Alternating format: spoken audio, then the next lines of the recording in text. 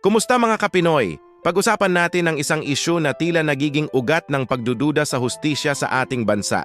Napansin niyo ba to? Kapag ang balita ay laban kay Duterte, abot langit ang headlines at trending agad. Pero kapag ang punto ay laban kay Marcos, biglang nagiging hearsay lang daw. Parang may dalawang klase ng timbangan, di ba? Doble kara ang pamantayan. Kung totoong walang tinatago at malinis ang hangarin, bakit kailangang katakutan ng investigasyon?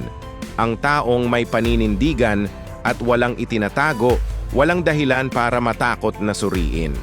Ang transparency ay susi sa tiwala ng bayan. Sana maging pantay ang lahat at maging bukas tayo sa katotohanan, anuman ang pinagmulan nito. Importante ang magkaisa para sa isang mas patas na lipunan. Ano sa tingin nyo? I-share nyo naman ang inyong pananaw sa comment section. Huwag kalimutang mag-like, subscribe, at i-hit ang notification bell para updated kayo sa susunod nating usapan. Maraming salamat sa panonood at hanggang sa muli.